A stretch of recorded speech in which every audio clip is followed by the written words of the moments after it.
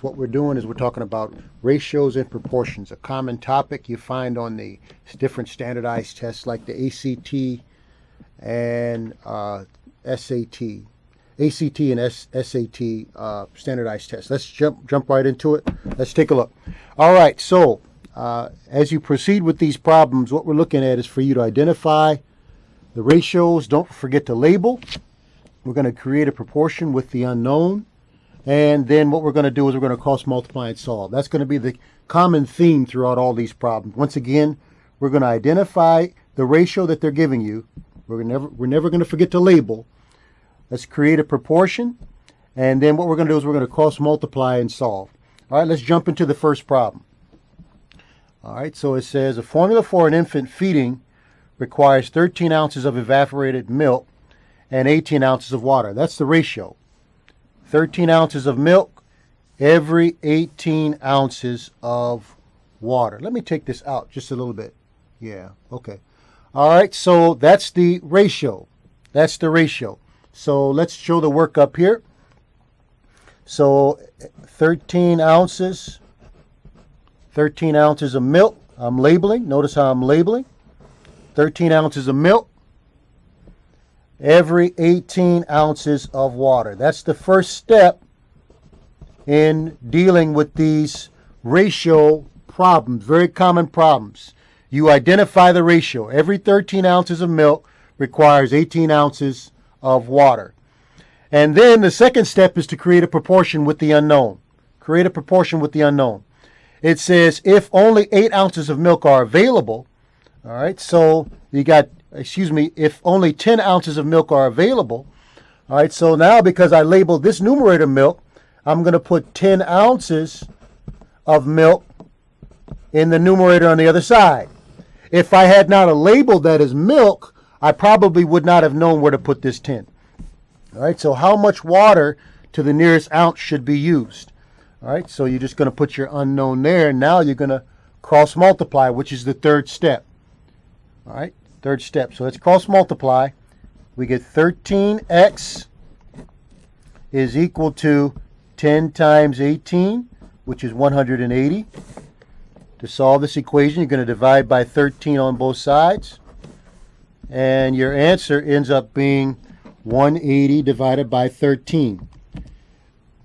180 divided by 13. We have in the past, we've solved this by hand. When the subject matter was to focus on dividing, we spent a lot of time doing this. The purpose of this video is not, the purpose of this show is not to focus on how to divide. The focus of this show is to teach you how to deal with these proportion problems. So let's just use a calculator for now. We get 13.85. 13.85. And what will happen is how much water to the nearest ounce should you use? We'd round that up to 14 ounces. If you use 13 ounces, if you lose 13 ounces of water, what will probably happen? Well, actually, I think what we should do here is maybe let's just use 13 ounces. Because if we use more than 13 ounces of water, 13.85 ounces of water, what will probably happen is you will dilute this combination of milk water mixture. And so I think what we'll do is we'll just round it down to 13 ounces, so therefore you won't have too much water in the mixture. You might be torn between the 14 and 13. Let's go with the 13 for this particular problem. All right, so here's another problem. Here's another problem where it says a scale of a certain map is every 3/4 of an inch on a paper represents 12 miles. Find in square inches the actual area of the park represented on the map by a square whose side is 5/8 inch. All right, so let's solve this problem the same way we have in the past. All right, so identify the ratio. Identify the ratio. Where they tell you right here that every 3/4 of an inch, and notice how I'm labeling again, every 3/4 of an inch represents 12 miles. Every 3/4 of an inch represents 12 miles. All right. So now the second step is to create a proportion. All right. Find in square inches the actual area of the park represented by a square whose sides is 5/8, 5/8 of an inch. All right. So you put the 5/8 of an inch up here because you have inches here. You're going to put the other ratio, 5/8 inch, in the numerator. You have inches here, you have inches here. If I had not have labeled, I probably would not have been clear on where to put this 5/8 here. All right, so now let's put the unknown there. We're going to cross multiply again. Cross multiply, which is the third step. Cross multiply and solve. You end up with 12 times 5/8. 12 times 5/8.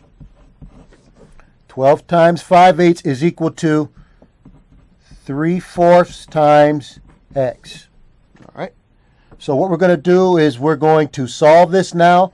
Let's multiply by 4/3 on both sides.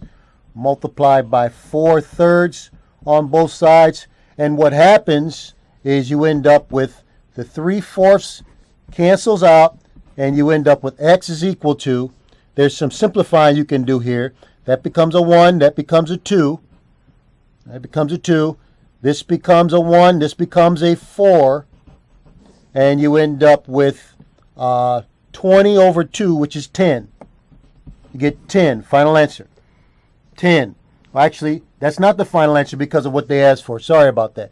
It says find in square inches the actual area.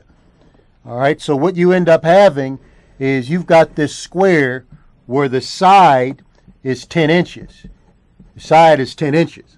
All right, so you got to be careful on what they're asking for. They want the actual area. What we have, what I just found, is 10 miles on a side. So that's 10 miles. All right, every side of this square is 10 miles. All right, so that means that the area is 10 times 10, which in this case is 100. Notice how they offer 10. Notice how they offer 10. They're not trying to fool you. They just want to make sure you don't make a mistake and not read the problem very carefully. So we almost made that mistake. I'm sorry for circling that, acknowledging that 10 is the answer. The actual answer is a 100. All right, let's look at the next problem. That's another problem. All right, so next problem. It reads, the circumference of a tire on a motorcycle is 65 inches. About how many revolutions does one of these tires make when traveling 550 feet? Another way to say 550 feet is 6,600 inches. And there's no slippage. All right, so let's take a look. I want to solve this problem the same way we've done before. All right, so identify the ratio, and don't forget the label.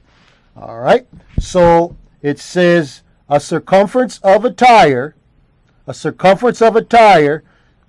math term, circumference. You would have to come into the test knowing that circumference is the same thing as the distance around a circle one time. So another way to say that is one revolution of a circle. One revolution of a circle.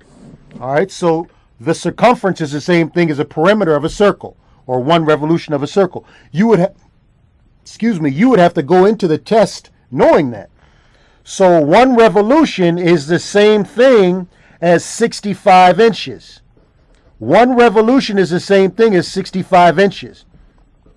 You'll see in a minute why I chose to change this circumference to one revolution. You'll see your question might be, Mr. Hendricks, why didn't you just leave it circumference? I'll answer that question in a minute. All right, but again, I want to make the point, I want to emphasize that we began this problem by identifying the ratio that's given. With these problems, I'll always give you some initial ratio. All right, so the revolution of the tire was 65 inches. How many revolutions? That should be plural. How many revolutions does one of these tires make when traveling 6,600 inches? So let's put 6,600 inches in the bottom there. Again, if I had not have labeled this inches, I might not have known where to put that 6,600. So labeling is very, very important.